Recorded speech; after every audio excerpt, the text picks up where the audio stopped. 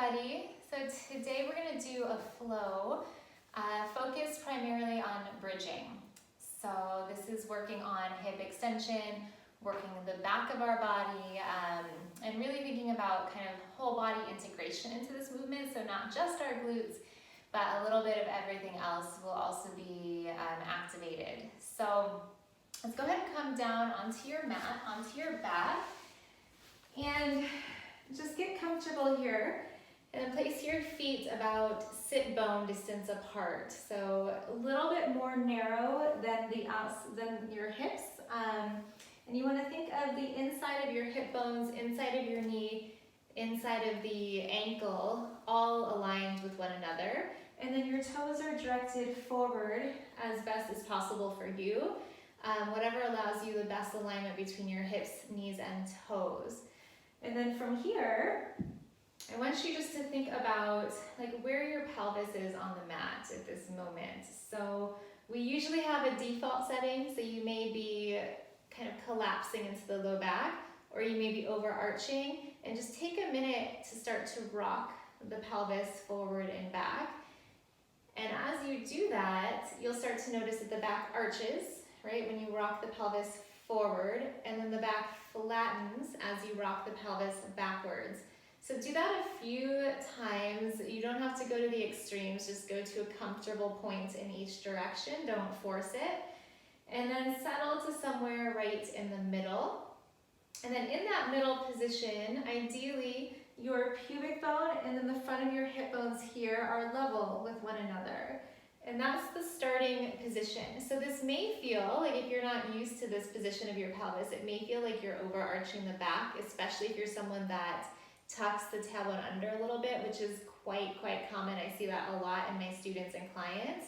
So it may feel like you're overarching, and that's okay. We're actually starting to fire the deep abdominals and the low back extensors, which is important. If there is pain, then I want you to find a position where there isn't that pain. But if it is just a little bit of discomfort and maybe even fatigue from holding a new position, really do your best to find that position and hold it. And then you're going to ground down into the feet. So all 4 points of the feet, so big toe, little toe, and then your whole heel is planted down. And then we'll take our arms to the side here. And then from here, you're going to push straight down into your feet.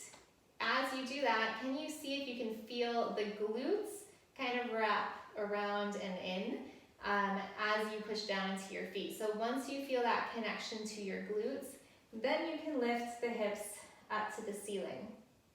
And then lower back down. So we're going to do this a few times. So really just watching that you can maintain the proper position of the pelvis as it goes up and down, that it's not rocking forward and back, but it's just lifting straight up and straight down. And then from here, you're going to keep moving the glutes up and down, making sure you're not rolling in or out with the feet, and then activating through the arms. So the arms are super heavy and active into the floor. Arms are really straight, so you want some tricep activation as well as your lats. So that muscle right back by the shoulder blade and the ribs. And then hold it here. You're going to bend the elbows and push the upper arm down into the floor. Try to draw the shoulders down and back without popping the ribs open. And then while you're here, use the position of your arms to get more of a connection with your core, and then start to lift one leg, and then it lowers down. And then the other leg can come up, and then it lowers down. So you're alternating legs, and you're working the whole body together here. So you're still looking straight up at the ceiling as much as possible, trying not to turn the neck like I am when you're bridging. And then your shoulders are wide and broad, the collarbone is wide, but you're still thinking of drawing the ribs slightly together, because otherwise we pop open. And now we are usually dumping into the low back rather than connecting equally with the front and back body and the abdominals here. When you think of drawing the ribs kind of slightly together, you don't have to overly force it. So we'll just do a couple more here. And as you lift the leg, can you keep both hips level from side to side? Let's do one more.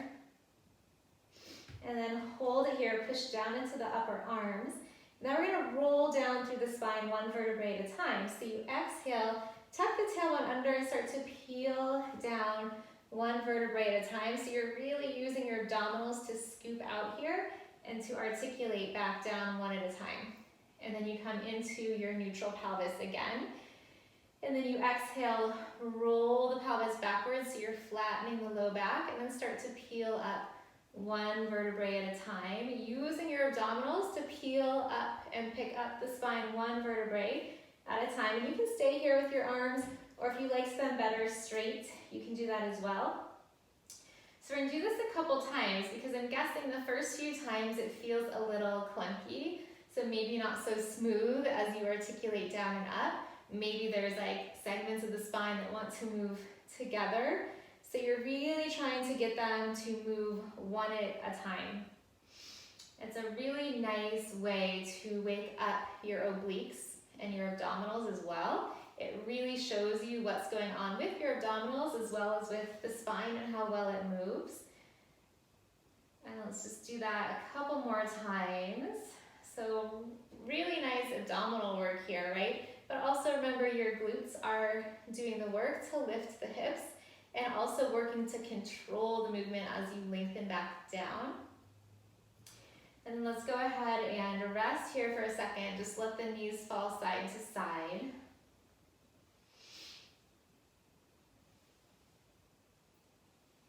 And then come back to center. And then place the heels together, toes apart. So you're in like a small V position with your feet like this. And then the arms are gonna go out a little bit wider with the thumbs up. And then from here, you'll lift the hips up and then lower down again. So just a little bit of a different positioning with the feet.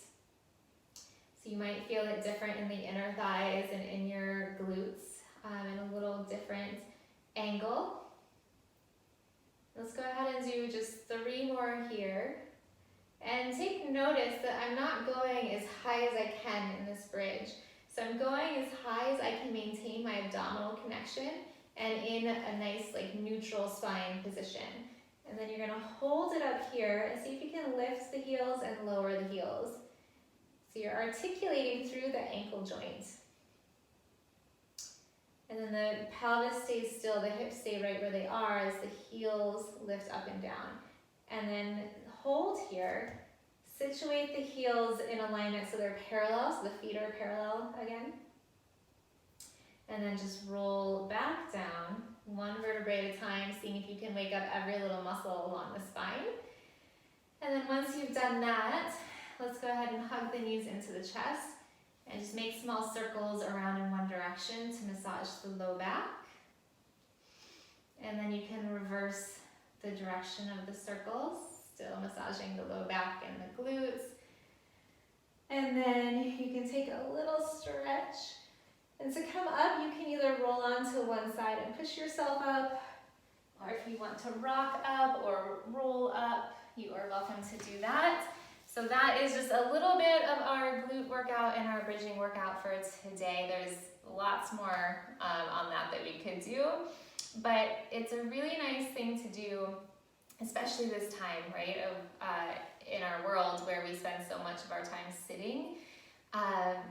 There is something called glute amnesia, where the glutes are just not functioning or firing like they should because they're not being used like they should. So it's a big muscle that propels us, right, and sends us forward into the world. It allows us to climb mountains and steps and stairs with strength and power, and it keeps our pelvis stable and allows the rest of our spine to stack up on that pelvis.